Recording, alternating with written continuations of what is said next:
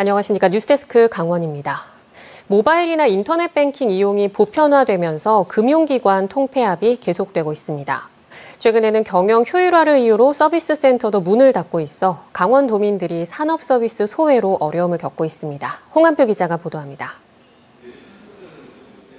미래에셋증권 강릉자산관리센터 정문에 영업 종료를 알리는 문구가 붙어 있습니다. 지난 2008년 투자 도우미를 자처하며 강릉과 춘천에 문을 열었던 미래에셋증권 자산관리센터가 오는 30일 원주로 통합되는 겁니다. 원주는 아무래도 거리가 있거든요. 그래서 앞으로도 불편해가지고 좀 고민이 돼서 인터넷으로 옮겨야 되나 고민되고 있어요. 금융기관의 통폐합이 이어지면서 직원을 만날 수 있는 창구가 사라지고 있습니다. 강원도 예금은행의 경우 지난 2015년 146개에서 2020년 137개, 지난해에는 132개까지 줄었습니다. 우체국이나 새마을금고, 신탁이나 생명보험회사 등을 모두 포함한 금융기관은 2015년 986개에서 지난해는 855개까지 감소했습니다. 농어촌뿐 아니라 강릉, 춘천, 원주까지 영업권이 중복되고 모바일 인터넷 뱅킹이 자리 잡았다며 대면 창구를 축소하고 있습니다. 하지만 디지털 비대면 거래에 익숙하지 않은 노인들이나 거리가 먼 지방 거주자들은 금융 서비스 소외로 내몰리고 있습니다. 최근에는 일반 기업들의 서비스 센터까지 축소되고 있습니다. 강릉시 이밤동에 자리 잡은 기아자동차 서비스 센터 직영점. 이 서비스 센터 직영점은 지난달 운영을 마치고 원주로 이전 통합했습니다. 원주의 플래그십 스토어를 개설해 서비스를 집중하겠다는 겁니다. 지역 소비자의 권리를 침해하는 것이라고 봅니다. 경영 효율화를 위한 불가피한 조치라고 주장하기에 앞서서 함께 성장해온 지역 주민과 소비자의 권리가 보호받을 수 있도록 금융기관과 기업들의 경영 효율화 움직임 속에 인구가 적은 지방을 중심으로 점포들이 통폐합하면서 지방 주민들의 불편이 가중되고 있습니다. MBC 뉴스 홍한표입니다. 모친 부고와 관련해 청탁금지법 위반 혐의로 기소된 이상호 태백시장에게 법원이 최근 과태료 500만 원 처분을 내린 것으로 알려졌습니다. 춘천지방법원 영월지원은 최근 부정청탁 및 금품 등 수수의 금지에 관한 법률 위반 혐의로 이상호 태백시장에게 과태료 500만 원을, 청탁금지법 상한액을 넘어 송금에 함께 기소된 60여 명 가운데 17명에게 과태료 20에서 100만 원 선을 선고했습니다. 이 시장은 2022년 말 자신의 계좌번호를 기재한 채 모친의 부고 소식을 알렸고 다수로부터 청탁금지법 상한액을 넘어선 조의금을 받아 기소된 바 있습니다. 법원은 이들이 송금했거나 받은 금액의 2배를 과태료로 정했다고 밝혔고 이 시장은 벌금이 아닌 과태료 처분으로 시장직을 유지할 수 있는 판결을 받았습니다. 강원도 동해안 일부 해안가에 다량의 쓰레기가 확인돼 자치단체마다 폐기물 처리에 나섰습니다. 지난 주말 폭우와 높은 파도로 폐기물이 파도에 밀려 쌓인 것으로 추정되는 가운데 자치단체마다 쓰레기 양을 측정해 처리에 나설 계획입니다. 한편 동해안에는 강한 너울과 높은 파도로 풍랑특보가 발효 중인 가운데 당분간 해변 쓰레기는 더욱 쌓일 것으로 보입니다.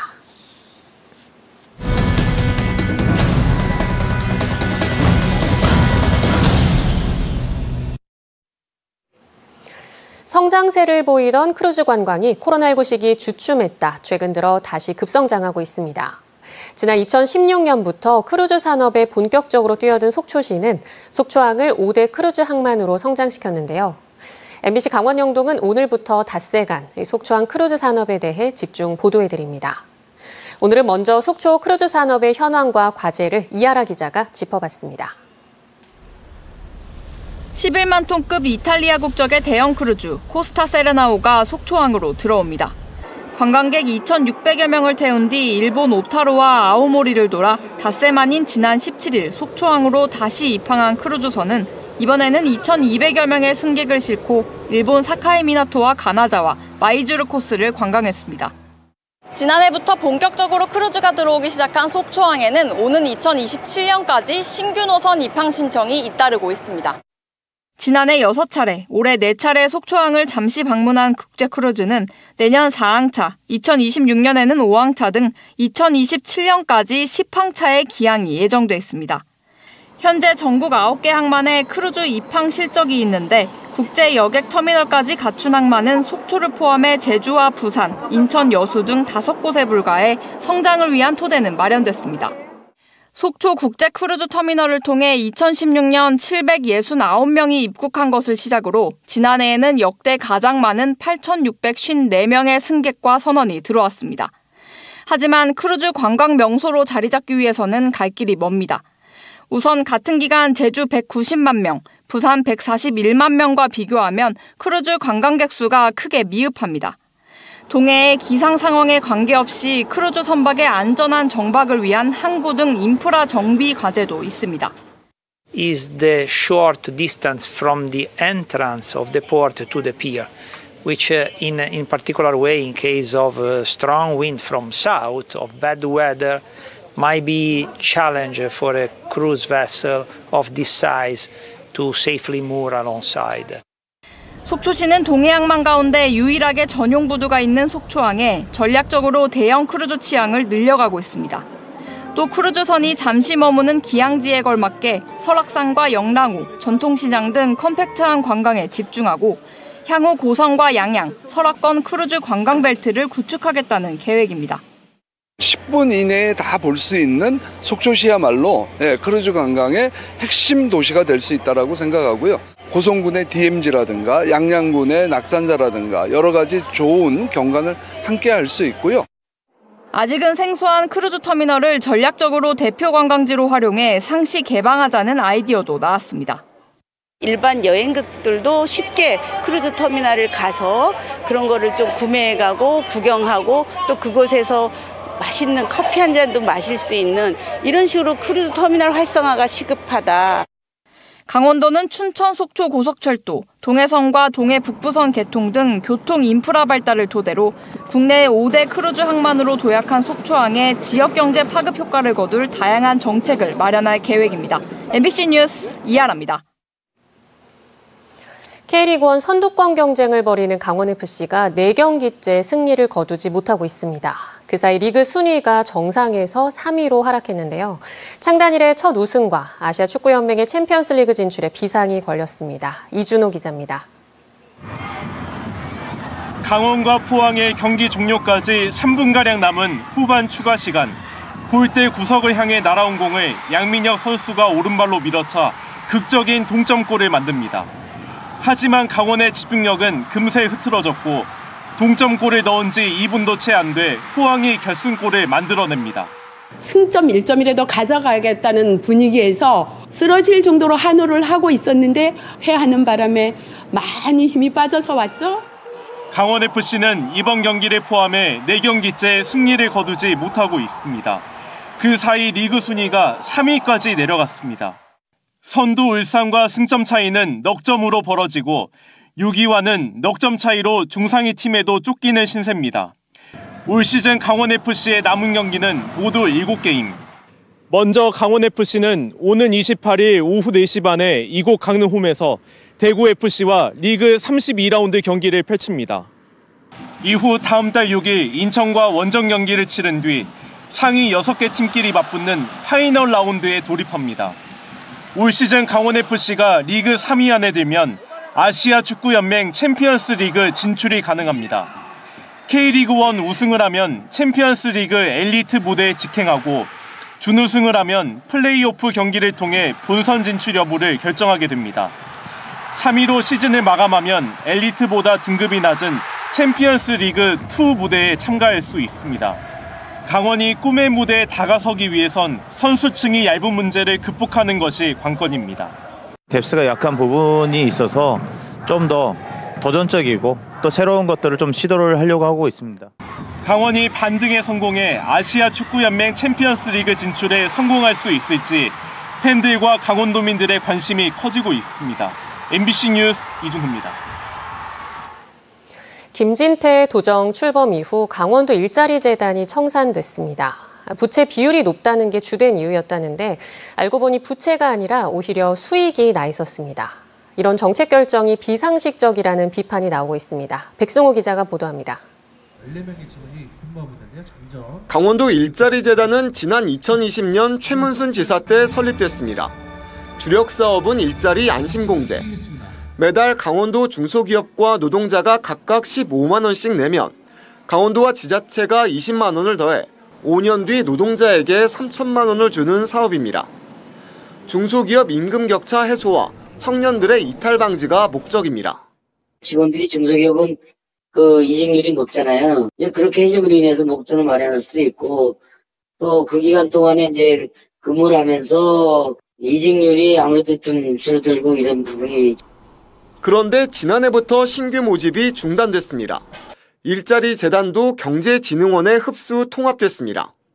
김진태 도정이 들어서면서 강원도 산하 기관 정비 계획이 나왔고 일자리 재단의 경우 부채 비율이 2만 1000%를 넘었다는 이유였습니다. 하지만 일자리 재단 통폐합 1년 만에 잘못된 결정이라는 지적이 나왔습니다. 일자리 재단 부채라고 지적된 1,100억 원.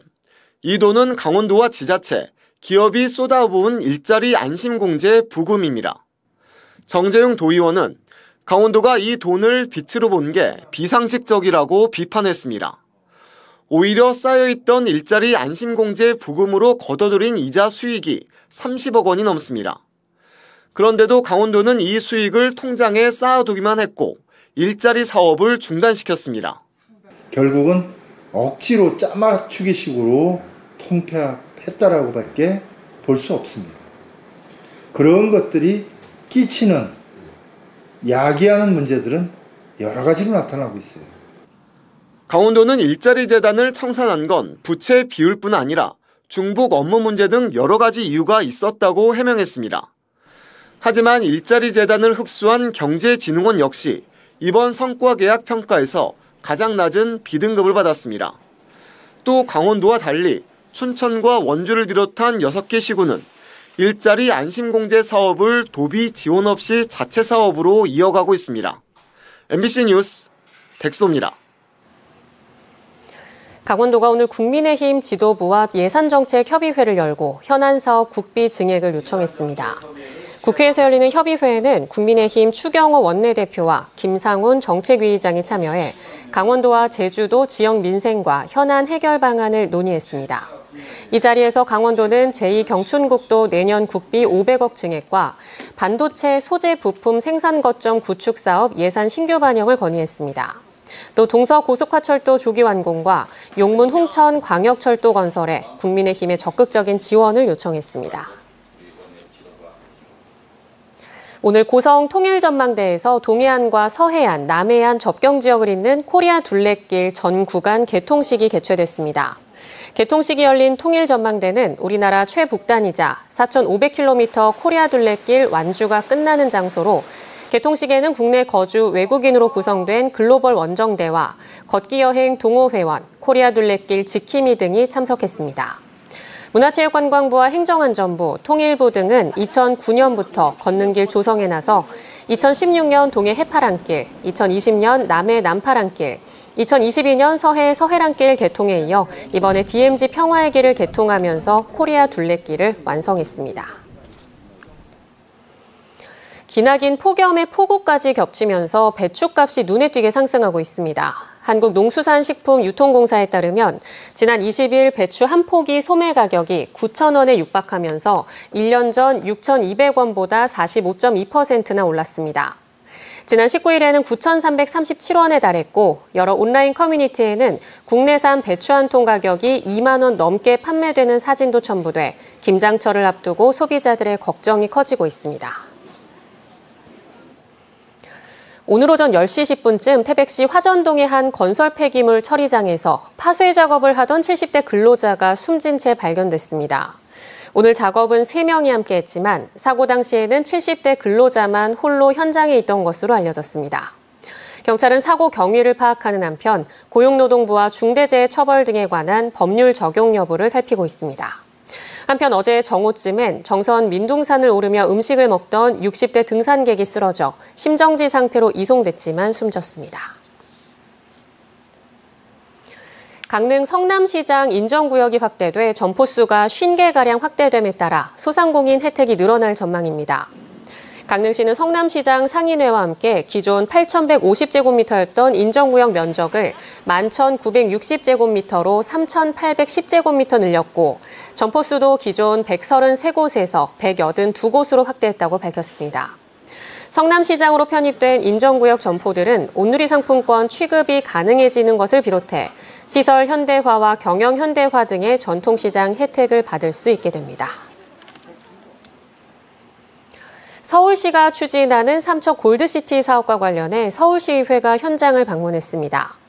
서울시의회 주택공간위원회 소속 의원들은 오늘 삼척을 방문해 서울주택도시공사의 골드시티 사업 추진 현황을 보고받고 현장을 확인했습니다. 골드시티는 지방의 서울시 은퇴자를 위한 신도시를 건설해 이주시키고 은퇴자의 서울주택은 청년 신혼부부에게 재공급하는 사업으로 삼척의 1호로 조성됩니다. 현재 삼척에는 2,700여 세대 규모의 골드시티를 조성하기 위한 전략환경 영향평가가 추진되고 있습니다. 속초문화관광재단이 문화도시 예비사업 중 하나로 설악권 식품 개발을 본격적으로 시작합니다. 지난 8월 공모를 통해 선정된 홍게가 들어간 컵라면과 샌드위치, 성게잼, 향신료 제피를 활용한 성게잼 등 4개 업체의 전문가 컨설팅과 상품 개발비 650만 원을 지원해 오는 11월까지 상품 개발을 진행합니다. 시제품은 오는 10월 8일부터 15일까지 속초 동원냉동에서 열리는 속고향 로컬 브랜드 팝업에서 만나볼 수 있습니다. 전국 시군구 가운데 응급의학과 전문의가 없는 곳은 66곳에 달하는 것으로 조사됐습니다. 조국혁신당 김선민 국회의원에 따르면 전국 229개 시군구 가운데 응급의학과 전문의가 없는 곳은 66곳으로 28.8%에 달했고 강원에서도 태백, 정선, 고성, 양양, 인제, 횡성, 양구 등 7곳에 달했습니다. 강원 뉴스 마칩니다. 시청해주신 여러분 고맙습니다.